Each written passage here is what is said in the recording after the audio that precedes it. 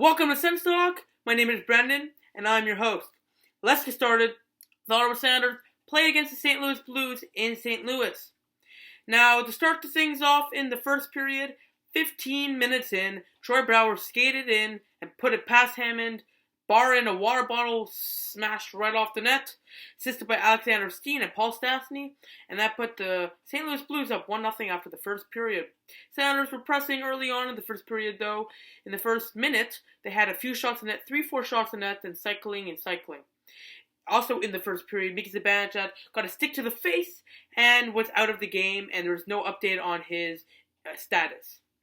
Going to the second period, midway through, 7 minutes in, a power play goal from Kevin Shattenkirk from the point, 2 posts and in, assisted by Alexander Steen again and Vladimir Tarasenko to put the St. Louis Blues up 2-0. And then the drought is finally over on the power play with literally a minute and 10 seconds to go.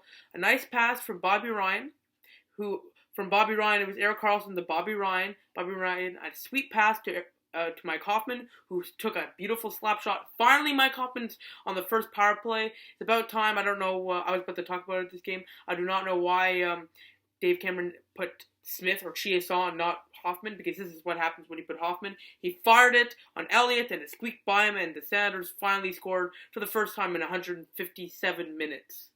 Yeah, that's a long time. So that's 2 games in like a period and a half. So the Senators finally cut the goalless drought. Hopefully the Senators can turn things around, because now they're only 1 shot away from tying it. 5 minutes into the third period, it was the Senators power play. Bobby Ryan got the puck circled around and just flinged the shot, and it went past the former Senator goaltender Brian Elliott and scored, assisted by Kyle Turris, and that Bobby Ryan goal was his 200th ever career National Hockey League goal, so congratulations, Bobby. And after the third period, no scoring after that. Shots, and especially in the last 5 minutes, shots after shots. At the end of the game, Andrew Hammond had 36 saves. It's huge, big glove saves at the end. The Hamburglar, looking like vintage Hamburglar right there. It was definitely on his head the whole night. Going into the overtime period, midway through, 2:25 in, the St. Louis-born Chris Wyman passes it to Mark Stone, a nice pass to Bobby Ryan, who does a back-end forehand pass. Brian Elliott and the Senators break the 3-game losing streak and win 3-2 in overtime over St. Louis. And this is a big point. The Senators improved to 2-5 on back-to-back games, like the second game of back-to-back.